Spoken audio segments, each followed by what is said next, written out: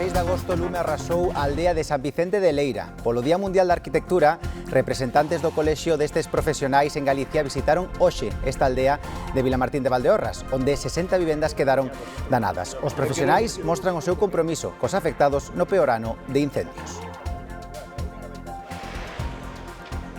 Un motorista de 58 anos perdeu a vida esta madrugada nun accidente múltiple na estrada de Camposancos, en Vigo. Un dos turismos bateu contra unha motocicleta que posteriormente impactou contra outro coche. Como a consecuencia do golpe, hai ademais 4 feridos graves. O motorista faleceu no impacto. En este telexornal coñeceremos a historia de África, unha nena milagre. Agora xa ten 2 meses, pero na semana 24 de xestación a súa nai sufriu unha disección aórtica grave. O equipo médico que atendeu no Álvaro Cunqueiro tivo que deter a circulación do seu sangue durante media hora para operala.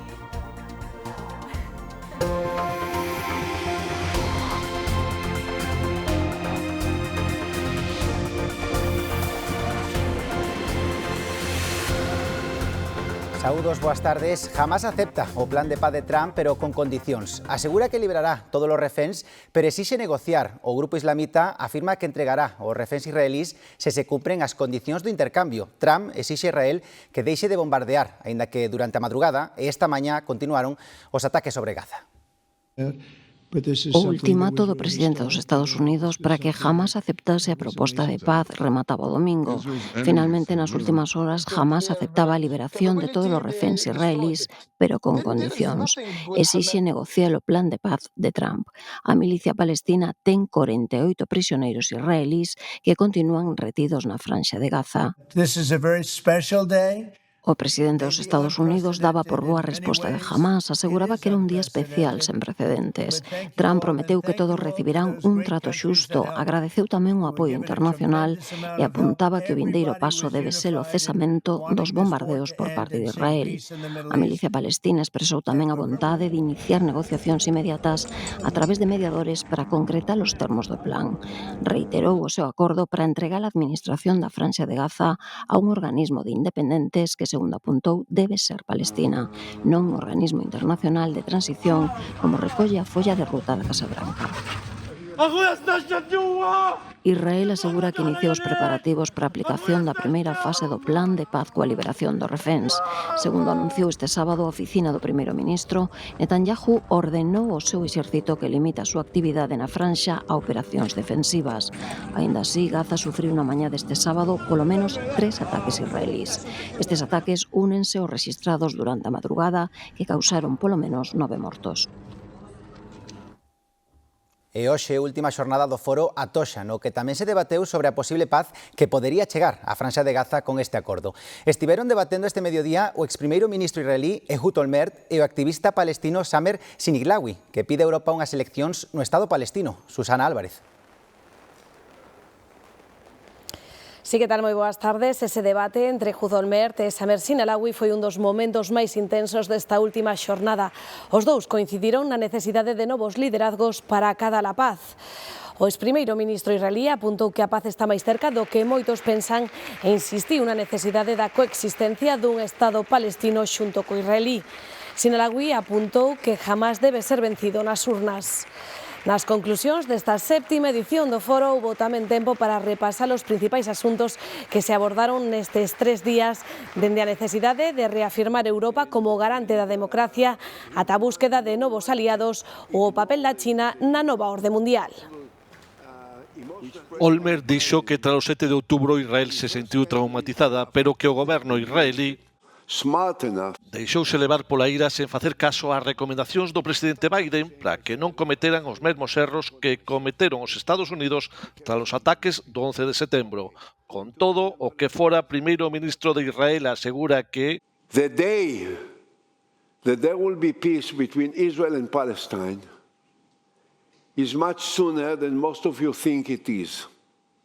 É difícil, dixo, pero hai que soñar e puxo como exemplo a reconciliación entre Francia e Alemania tras a Segunda Guerra Mundial. And I think that there is only one solution: two-state, Palestinian state alongside the state of Israel. Confía Olmer en que o seu país sexa forte para atopar unha solución para non seguir atrapados nun círculo vicioso. Asegurou tamén que Israel, para superar o odio e a desconfianza, you must be prepared to give up something which you believe is yours for a more noble and higher and superior goal. And a goal for the peace for the future.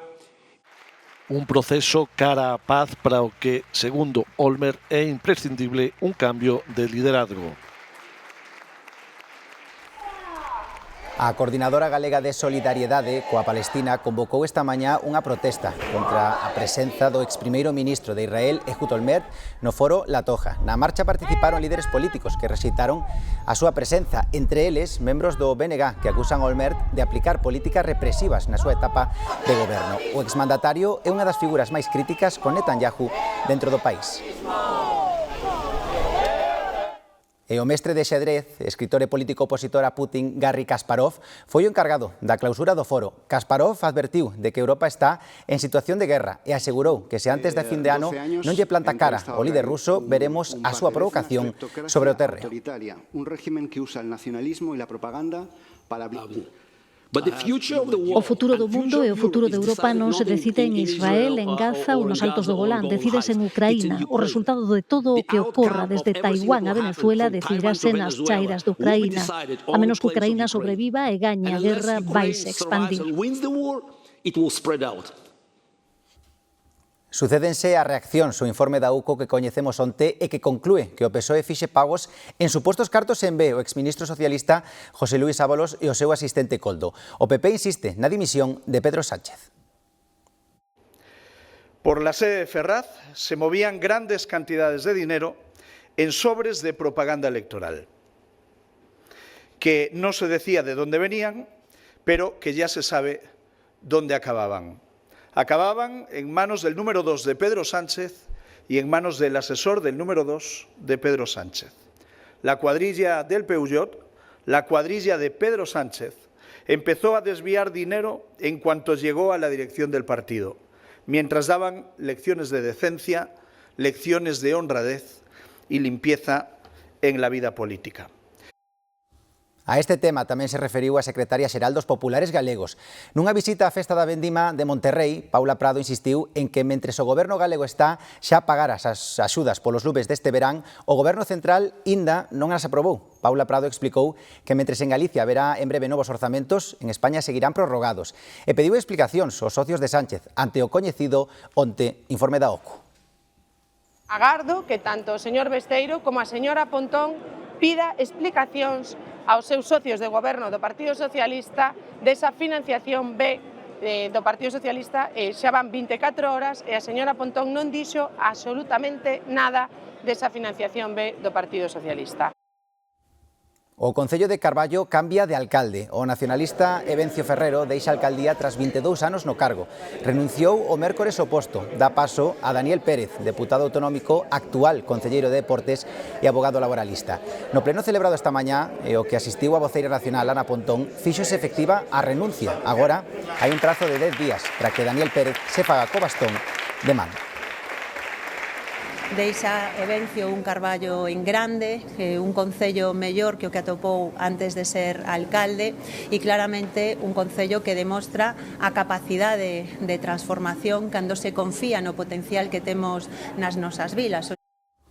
En Marbella, un mozo morreu tras recibir varios impactos de bala a plena do día. O tiroteo captouno perfectamente unha cámara da rúa. Vexan, no vídeo vese perfectamente como o tirador se achega dende o outro lado da vía, mentres o mozo asasinado fala por teléfono na terraza dun establecemento completamente deserta. Se mediar palabra, vai collela arma, a pistola, e disparar en varias ocasións a ese mozo que está nese círculo branco, como lles dicimos nesa terraza que está completamente baleira. Aí efectúa varios disparos e o outro home tenta escapulirse a rolos polo chan e acochándose tras un sofá.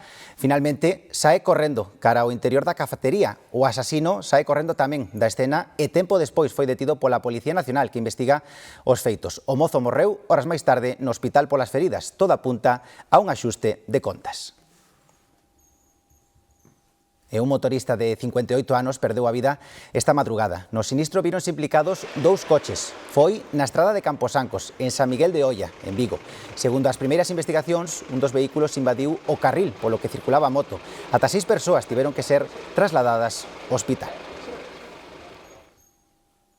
E tamén en Vigo un incendio obrigou a desaloxar onte a noite alrededor de 40 vivendas nas que residen unhas 80 persoas na avenida do alcalde Gregorio Espino. O 112 recibiu alerta que informaba da presenza de lume no almacén dun local sobre as 4 da madrugada. Segundo os primeiros indicios, a orixe podería estar nunhas bombonas de butano que tiñan unha fuga. As lapas queimaron o patio interior do inmoble e por mor da acumulación de gases houbo que desaloxar as vivendas do edificio para garantir a seguridade dos residentes. Unha vez controlada a situación e finalizada as tarefas de ventilación e revisión, as persoas evacuadas puderon regresar aos seus domicilios. Un veciño de Lugo foi detido tras atacar 2 policías que atendían un suposto caso de violencia de xénero. O incidente sucedeu nas inmediacións dun local de hostalaría de Fontiñas, onde o home iniciou unha discusión ca súa parella. 2 policías resultaron feridos e tiveron que recibir asistencia sanitaria por contusións na cabeza e outras zonas do corpo. Segundo as testemuñas, o home estaba fora de sí e gritáballe a súa parella, pero nese momento non presenciaron ningún tipo de agresión física cara a moza. Finalmente, o agresor acabou arrestado por un delito de atentado aos axentes da autoridade. En Ortigueira buscan un home de 85 anos do que non se sabe nada dende hai 4 días. Deu aviso á familia A Panadeira, despois de comprobar que o home levaba varios días sen recoller o pan que lle deixaban á porta. O dispositivo de busca céntrase no lugar de Rande, en Couzadoiro, e conta ca participación da Garda Civil, a Policía Local, o GES de Ortigueira e efectivos de Protección Civil. A eles sumouse unha dotación do Grupo de Apoio Logístico da Xega, especializada no manexo de drons. É unha zona moi agreste, moi complicada, hai canteiras, hai monte, e como podes ver, barrancos, é difícil, e estamos en elo, a ver, de momento sin resultados, xa estivemos onte tamén, ca búsqueda, voluntarios de Protección Civil, Garda Civil, Policía Local, e hoxe continuamos, sumouse o equipo de drons da Xega, cans da Garda Civil tamén de búsqueda.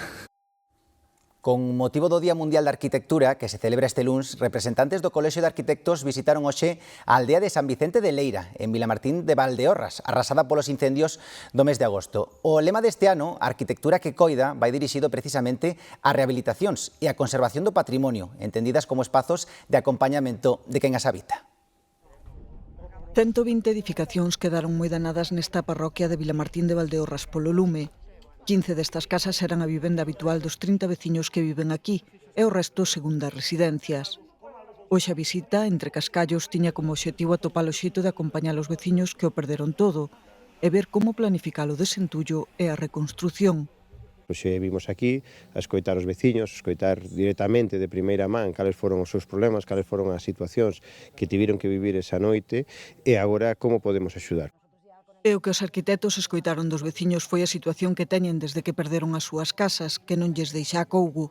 Encantaríanos que axilitaran esa burocracia, porque eu non podo redactar un proxecto de rehabilitación da vivenda se non se van a facer todavía a cargo deses escombros. Eso alarga os plazos e despois tamén temos os problemas dos perigros inminentes. Ora metémonos no inverno, choivas, temos todo o pobo, todavía estamos convivindo co cadáver do noso pobo.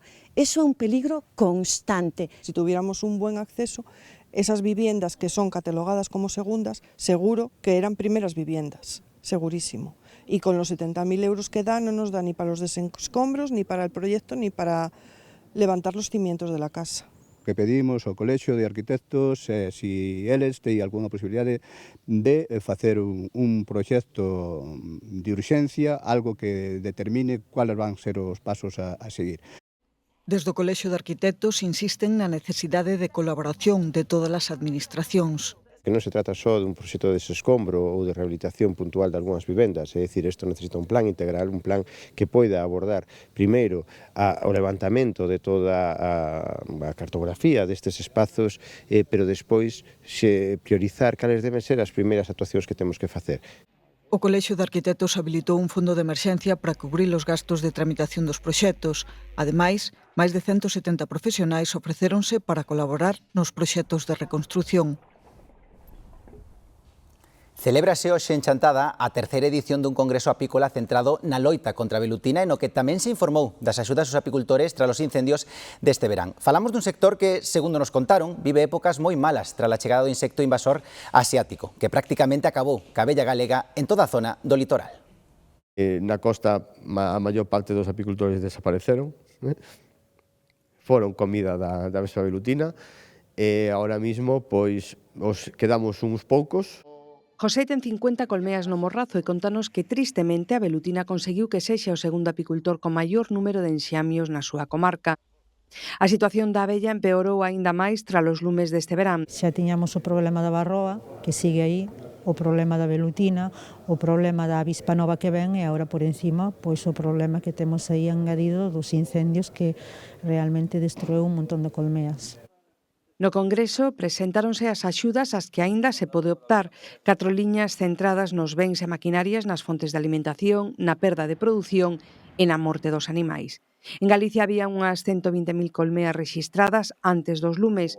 Os danos aínda se están peritando, pero son moitos debido a que esta gandeiría depende do medio. Sí, está moi ben, pero é un pequeno parche, porque toda a floración e toda a fauna vai tardar anos en recuperarse. Con respecto á velutina, moitos dos participantes no Congreso creen que o trampeo masivo é necesario, pero insuficiente. Propoñen alternativas. Se captura as avespas velutinas e se lle aplica un biocida. Se libera o insecto e o insecto que fai é retorna ao seu niño e contamina o niño e o mata. Pero de agora isto aquí non está autorizado, non? Non, nin aquí nin en Italia. En Italia foi un proxecto experimental con moi bons resultados, porque o que estaba o estudio o que demostrou é que preto de 1,5 km dos puntos de desinfección os niños perecían. A velutina empezou a colonizar Galicia hai uns 12 anos.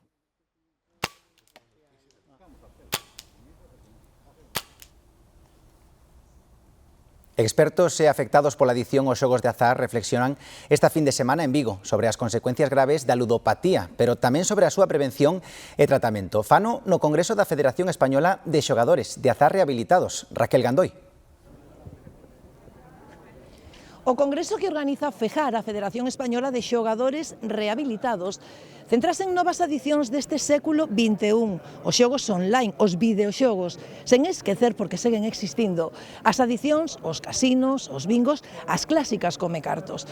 Esta 25ª edición baixo o lema Remando cara á rehabilitación, reúne as voces dos expertos, médicos, psicólogos ou psiquiatras, pero tamén a daqueles xogadores que deixaron atrás a ludopatía. O obxectivo desta reunión, que durará toda a fin de semana aquí en Vigo, é avanzar na prevención, pero tamén amosar que hai tratamentos efectivos.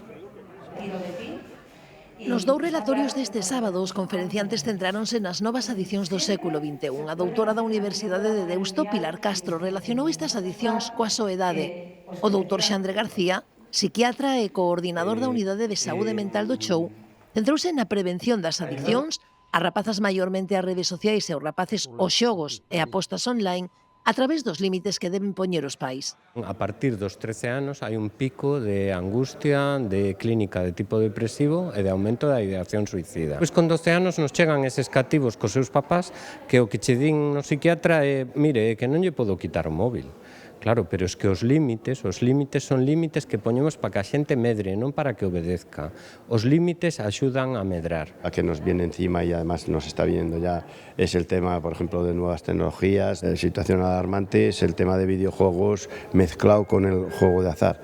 Es decir, hay videojuegos que ya están incorporando, como bien dijo además ayer en la inauguración el secretario general de Consumo, están incorporando azar dentro de los propios videojuegos, de una manera que nos parece perversa esa actitud de querer enganchar en juegos de azar dentro de los videojuegos. Na xornada do domingo haberá 3 relatorios en primeira persoa, historias de ludópatas rehabilitados. Un deles, o nutricionista Pablo Ojeda, que ven de publicar Cuando me alimenté del juego. El mostrarnos un poquito vulnerables a veces nos da miedo por el qué dirán. pero después de todo este camino y este recorrido y ver a muchas personas, siempre digo a todo el mundo que pedir ayuda es de superhéroe, querer superarse, afrontar y poner delante del espejo lo que eres. Eso es de tío y de tía, de leones, que le animo a todo el mundo que pida ayuda, que es lo mejor que puedan hacer. Porque na adicción ao xogo, como en outras adicións, un só non pode, pero só pode un mesmo. Calcúlase que 1/3 dos alimentos producidos globalmente pérdense ou acaban no lixo. No caso de Galicia, frescos como froitas e verduras encabezan esa lista. Concienciados na loita contra o desperdicio, algúns negocios empregan diferentes fórmulas. Descontos, reciclaxes internas ou doazóns solidarias son algunhas delas. Produtos que están próximos a caducar, pues intentamos ponerlos al 50%. O produtos que a lo mejor están lastimados e tal, se venden máis económicos. Descontos ou rebaixas en produtos do día ou cunha caducidade próxima. Porque do día, se hai cousas que valen, aproveito. Mentras non caduquen, uso moitos yogures, algún tipo de frutas, bueno, normalmente cousas perecedeiras que uso habitualmente. Venía a última hora a ver si se bajó el pescado. Pues sí que a mí me parece buena idea. Al final son productos que realmente no están malos, bajamos de precio y sí, la gente suele comprar. Outros establecementos optan pola doazón solidaria dos excedentes e hai quen dá saída ao que sobra a través de coñecidas aplicacións. Es precisamente para eso, para recuperar mercancía o comida que se va a estropear, y yo la practico bastante. Sí, siempre que puedo cojo algo. Transformar frescos que non se venden en materia prima de platos cocinados ao día seguinte ou convertelos en pinchos para os clientes, no caso de cafeterías e panaderías. Ya la economía no está muy allá como para que aún por encima, si la mercancía está cara y aún la tenemos que tirar. Sentido común, cualquier alimento con un 30% o con un 50%, si tío vas a comer, ¿por qué non? Ao final caduca na neveira de cada un. Porque al final le sobra moita comida, vai ao lixo, pois mira, pois polo menos tamén facer un pouquiño máis fácil a compra. Reducir o desperdicio é cuestión de economía doméstica e empresarial, pero tamén compromiso co ambiente e coa xustiza social. É unha imaxe habitual, condutores portugueses repostando combustible nas zonas fronteirizas de Galicia. É algo que pode acentuarse, porque a diferenza de prezo pode incrementar tras as últimas presións de Bruxelas para que Lisboa retire beneficios fiscais. Brais Suárez. Pois sí, en Portugal o gasoil e a gasolina xa son sensiblemente máis caros do que en Galicia ou España, pero pode ser aínda peor porque a Comisión Europea acaba de recomendar a Lisboa que retire a súa exención do imposto sobre os produtos petrolíferos que se implementara en 2022 para combater a inflación. A Comisión argumenta precisamente que era unha medida temporal e que agora está a subvencionar indirectamente os combustibles fósiles e isto vai en contra das recomendacións para a descarbonización. Polo momento é un primeiro aviso e o goberno luso non ten por que aceptalo, pero debe asumir algúns custos reputacionais. Iso sí, recoñece que a situación debe reverterse e para iso agardará baixadas no prezo do cru que palíen este impacto. Atendan agora a este autobús. Subirían vostedes a un bus sen conductor? E o futuro non, máis ben xa é o presente. Unha tecnoloxía que veu para quedar. En Madrid, máis de 100 pasaxeiros empregan o día este bus eléctrico, sen conductor que opera en case 2 km na casa de campo. Ten capacidade para 12 pasaxeiros e acada unha velocidade máxima de 15 km.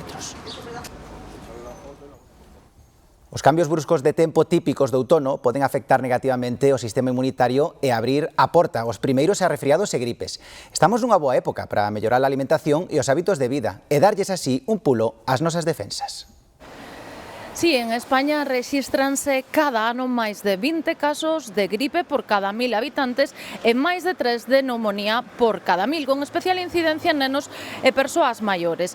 A vacina está pautada en Galicia para a poboación vulnerable porque protexe da evolución máis grave da doenza, pero tamén podemos poñer da nosa parte. Unha boa alimentación, facer exercicio con regularidade ou evitar o estrés son ferramentas para reforzar o sistema inmunitario e que poida facer fronte así aos patóxenos que causan as infeccións. O outono é un bo momento para reflexionar sobre os cuidados que poden contribuir a mellorar o sistema inmunitario, comezando pola alimentación. kéfir, fago sopas quentes, tomo máis fruta, vitamina C, sempre reforzo, sempre. Xa vamos a comprar naranxas, que esta hora estábamos con outra fruta, tomamos algunha vitamina desas da farmacia, facemos outro tipo de comida que non comíamos con verduras. En suplementación natural tenemos desde la vitamina C, que es muy importante para esta época del año, donde estamos más propensos a resfriarnos y a tener gripes. Luego la vitamina D, porque nos hace falta un poquito de sol, ya que no tenemos en esta época del año. Y luego también nos podemos ayudar con algunas plantas naturales, como la equinacia, la artemisa nua.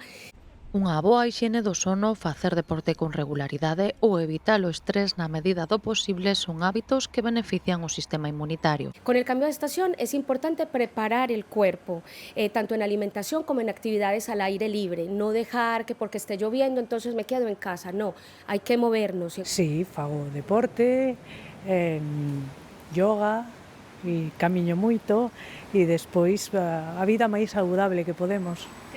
Gripe e resfriados comezan a aparecer estes días, de aí que se iniciará a campaña da vacinación en Galicia, pero tamén é importante cuidarnos para que o organismo faga fronte ás infeccións.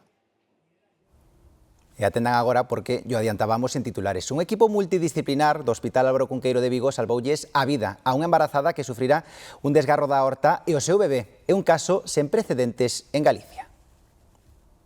África vai facer 2 meses. Na semana 24 da súa xestación, súa nai sufriu unha disección aórtica grave mentres tomaba tranquilamente un café. Estar tomando algo nunha cafetería e o día seguinte encontrarme na UCI ou en REA co peito aberto, co vendaje todo hasta aquí, rodeada de cables. Para min foi... Eu só preguntei a nena.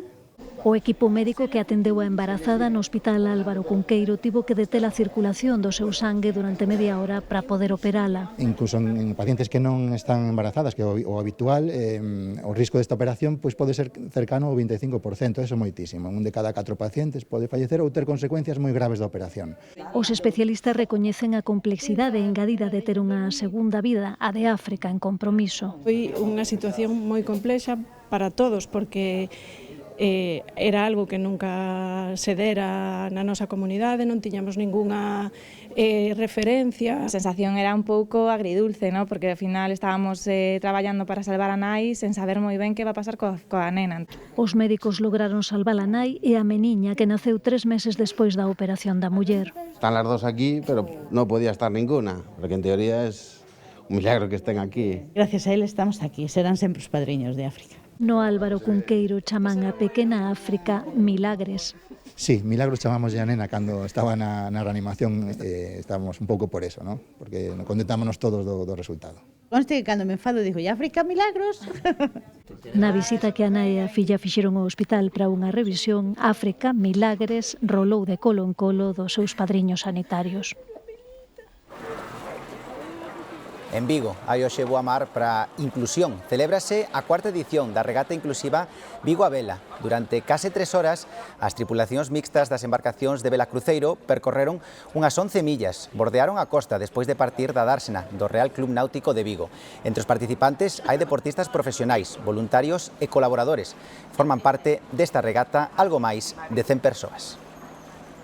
Bueno, pues hoy es la fiesta de la vela inclusiva, ¿no? Lo que queremos hacer es, como en otras ocasiones, con un equipo de 11 entidades con discapacidad sensorial, física, intelectual, puedan disfrutar del mundo de la vela, ¿no? Esto, lo bonito de esta regata es la única regata de vela crucero en España, no hay ninguna otra, y una entidad en cada barco que es la que lleva 3-4 personas con discapacidad y un monitor, ¿no? En Lugo están celebrando San Froilán e ademais esta fin de semana tamén na cidade da Muralla celebran a chamada A Rural, unha feira exposición agrogandeira na que, entre outras cousas, hai unha mostra de gando. Unha mostra que mañá domingo previsiblemente sairá á rúa. Unhas 30 cabezas de gando de razas autóctonas galegas percorrerán o mediodía parte do centro da cidade. Os que se cheguen ao recinto instalado na contorna do vello cárcere de Lugo poderán ver máis de 60 cabezas de gando. Estamos xubilados, pero además non nos dedicamos a nada que teña que ver co gando, pero bueno, nos gusta velas. Pois vimos ver a festa, máis o ganado que nos gusta a feira do ganado. A exposición está integrada nas actividades lúdicas do San Froilán e pretende reivindicar a orixe gandeira destas festas. A maior parte dos animais son de razas autóctonas galegas que estaban ameazadas e que forman parte de plans de recuperación. Moitas veces son grandes descoñecidas, ainda falábamos agora deso, de que hai razas que polos seus censos, como pode ser a freiresa, que ten un censo de menos de 600 animais, pois francamente non é moi coñecida pola poboación. Chegar á poboación que a coñezan, que a vexan in situ, obviamente aporta moitísimo.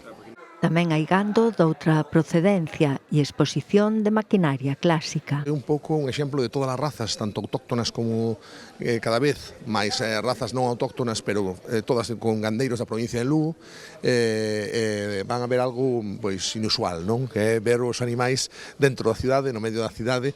Creo que iso corrobora un pouco o que é Lugo, a capital rural de Galicia, sin lugar a dúbidas, e corrobora tamén o que merecen o sector primario na nosa provincia, que é un sector fundamental para a nosa economía. Lugo é rural, non? Un 90% do territorio rural e hai unha complementariedade absoluta entre a cidade e o rural, por tanto todos nos sentimos vinculados e partilhamos desta que é a nosa historia común. Nesta edición esperan superar os 8.000 visitantes. A mostra remata mañá co tradicional desfile de gando pola cidade. En Lourenzá están hoxe celebrando a súa afamada Festa da Faba, un festexo de interese turístico galego que nesta xornada conta con moitas actividades. Entre elas tamén está, por suposto, degustar estes chichos. Imos ver se xa van moitas racións repartidas. Ali está Xoel Rodríguez. Pois son esta caseta, David, estiman que van repartir durante toda esta xornada de sábado alrededor dunhas 350 racións dese produto, da faba de Lourenzá. Un legume que tanto clientes como fabeiros coinciden en sinalar ou denominar como a mellor faba do mundo. O certo é que se trata dun produto de gran calidade, tamén con características propias e que se pode combinar prácticamente con calquera tipo de carne ou de peixe. A programación desta edición número 33 da Festa da Faba de Lourenzá inclúe un amplo programa de actividades que van dende concursos, venda e degustación de fabas a outras propostas como concentracións de vehículos clásicos ou actuacións musicais. O certo é que o tempo non está acompañando durante este sábado como en moitos outros puntos de Galicia, pero unha alternativa é refuxarse en carpas como esta para gozar do que é o produto estrela desta zona da Mariña Lucense. A ración aquí a 15 euros. A faba de Lourenzá é a que nin ten piel, é mantecosa, non se desfai. Fabas, verdina. Das bonitas. Pues bien, de hecho estamos comprando fabadas, bastantes. Ten en cuenta que somos asturianos y la fabada allí es tradición, pues aquí para comparar un poco. Muy sabrosas, paladar muy fino, están muy gustosas, muy buenas. Fíxense agora que manxares temos por aquí. No Grove, a Festa do Marisco leva o dobre de anos celebrándose e é todo un reclamo para que nos visita. Este ano, sen Ponte Festiva á vista, o 12 de outubro cae en domingo, pero con moito lecer por diante. Xa tamén coas casetas abertas para poder probar as múltiples opcións de marisco a prezos populares. Que temos este ano por ali? Alejandro Álvarez. Sí, pois este ano podemos degustar ata unha dúcia de mariscos en diferentes elaboracións e con prezos para todos os petos. Por exemplo, os mexilóns ao vapor a 5,50, os percebes a 21 ou a ración de polvo a 18, pero a gran novidade deste ano é a xibia con fideos negros que tamén está tendo moito éxito. E como podedes comprobar tras de min agora mesmo en directo, nin a chuvia frea as ganas de probar estos manxares do mar. Ademais desta vertente gastronómica, tamén hai unha chea de actividades como, por exemplo, artesanía, charlas ou concertos como que vai dar esta noite León Benavente. Unha festa que, como ti ben indicabas, David, vai pola súa edición número 62 e que estará aberta ata o vindeiro 12 de outubro. Nosotros venimos de Extremadura, de Badajoz, de varios pueblos de Badajoz. Somos una excursión. Hemos venido 2 autobuses. Y bueno, habíamos escuchado hablar maravillas de esta fiesta y aquí estamos. Volvimos de Berín e vimos ao Grove para probar o marisco. E máis, a ver se metemos no mercado o noso viño. Somos de Madrid, de Pinto, y venimos aquí porque un amigo estuvo el año pasado, nos lo recomendó y el pobre mío no ha podido venir. Entonces hemos dicho, pues vamos nosotros. Moito ambiente, moita xente, como todos os anos, arrancando con moita forza, a pesar de que hoxe chove un pouquiño, pero aínda así estamos moi contentos coa afluencia. Co gallo do Día das Aves, o Centro de Recuperación de Fauna Silvestre en Carballedo organizou un achegamento para escolares da veciñanza que puideron comprobar in situ a ceiba de varios paxaros respostos das súas feridas. A concienciación dende os primeiros anos é fundamental para desfrutar no futuro dunha natureza diversa e recuperar as especies en extinción. Un 66% das especies amenazadas están a sufrir os efectos do cambio climático, segundo a ONGs e o BirdLife. Aproveitando que hoxe se celebra o Día da Ave, estánse a realizar actividades para concienciar sobre a diversidade e a conservación dos hábitats. Esta mañá no Concello pontevedrés de Cerde do Cotobade, o Centro de Recuperación da Fauna Silvestre de Carballedo procedía a unha solta de aves xa curadas diante de escolares. El adulto entró con un golpe frontal, con un sangrado en el ojo, podemos decir un derrame, como se dice en las personas, un ifema, y ha estado con colirios para el tratamiento, ya ha evolucionado muy bien, pues ya consideramos que están listos para sobrevivir, porque la naturaleza no se vive, se sobrevive, porque es muy dura. Unha femia de Azor e dos miñatos, o bagui e ratoeiras, foron os afortunados protagonistas da ceiba tras varios meses de recuperación nas instalacións de Carballedo. Como concienciación para os pequenos e as pequenas, pois un pouco que vexan, ¿no?, como é coidar da flora, da fauna neste caso. E ben, foi unha experiencia chula. Galicia conta con 4 centros de recuperación da avifauna distribuídos por todas as provincias. Este mesmo ano ingresaron máis de 2.900 animais. É certo que a gran maioría son aves, tamén é certo que máis de 900 xa foron soltados, pero hai outros que poden estar incluso un ano. A causa principal dos ingresos son traumas relacionados con atropelos, golpes ou disparos, e os momentos máis complicados son en épocas de cría ou cando os pequenos afastan dos niños. Nestas instalacións as aves teñen unha segunda oportunidade ca que regresar á natureza e conservar a biodiversidade. A Televisión de Galicia, esta casa, preestreou no Ourense Film Festival a súa nova serie O Home Perfecto, un acto no Teatro Principal da cidade das Burgas co que a canle pública pechou a súa participación neste festival de cine internacional. A serie poderemos vela próximamente, cas interpretacións de Adrián Castiñeiras, Alba Loureiro, Tito Asorei ou Marta Doviro, entre outras caras coñecidas. Basada en feitos reais, O Home Perfecto conta a historia do don Juan Galego, que estafou a 70 mulleres en toda España. Unha mensaxe comprometida busca tamén visibilizar unha situación que lle pode pasar a calquera. O importante que é denunciala. Por suposto, non faltará o entretemento nesta serie de 13 capítulos.